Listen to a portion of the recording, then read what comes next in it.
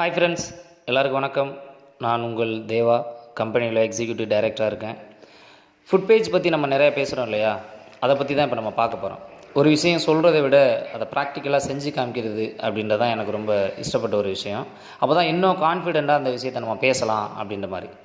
இது எது மாதிரி ஒரு விஷயத்தை க்யூர் பண்ணுது அப்படின்னா, ஜென்ரலாக பார்த்திங்க அப்படின்னா நிறைய சுவாசம் சம்மந்தப்பட்ட சுவாசிக்கிற விஷயத்தில் நிறைய அழுக்குகள் கிருமிகள் நமக்குள்ளே போகுது. ஃபார் எக்ஸாம்பிள் பார்த்திங்க அப்படின்னா ஒரு வண்டி புகையும் சரி, இல்லை நிறைய ஃபேக்ட்ரியில் இருக்க கழிவுகள், இந்த மாதிரி நிறைய விஷயங்கள், சாக்கடைகள், இந்த மாதிரி நிறைய விஷயம் இருக்குது இல்லையா, அதில் சுவாசிக்கிற பேட் ஸ்மெல்லு இதெல்லாம் நமக்குள்ளே தங்கி இருக்கு. இதெல்லாம் எப்படி நம்மளால் குணப்படுத்த முடியும் அப்படின்னா எப்படியுமே குணப்படுத்த முடியாது. ஏன்னா வெளியில் இருக்க காயங்களுக்கு மருந்து போட்டு ஆர வைக்கலாம், உள்ளே இருக்க பார்ட்ஸ் டேமேஜ் ஆகுது அப்படின்னா நமக்கு தெரியாது. ஸோ இந்த மாதிரி ஒரு விஷயத்தில் நிறைய அஃபெக்ட் ஆகிறோம், அது நமக்கு தெரியாது. அந்த விஷயத்தை நம்ம உடம்புக்கு உள்ளே இருக்கிற ஒரு கிருமிகளையும் அழுக்குகளையும் கழிவுகளையும் நம்மளோட கால் மூலமாக இந்த ஃபுட் பேஜ் அப்படின்றது உறிஞ்சி எடுக்குது. நேற்று நைட்டு நான் இதை ஒட்டினேன். அதை பார்த்திங்கன்னா ஒயிட் கலராக இருந்துச்சு, இப்போ பாருங்கள் இது பிளாக் கலராக மாறிடுது.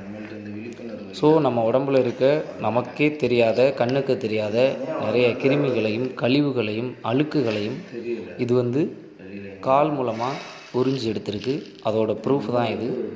நிறைய நாட்டில் இதை நிறைய பேர் யூஸ் பண்ணுறாங்க. நமக்கு அந்த விழிப்புணர்வு இல்லை. நம்ம கம்பெனி மூலமாக நம்மள்கிட்ட இருக்க ஒரு ப்ராடக்ட் மூலமாக இந்த விஷயத்தை நம்ம மக்களுக்கு நிறைய கான்ஃபிடெண்ட்டாக தெரியப்படுத்தலாம். என்ன காரணம் அப்படின்னா அதுக்கான ப்ரூஃப் தான் இப்போ நான் உங்களுக்கு காட்டுறேன். Okay, thank you.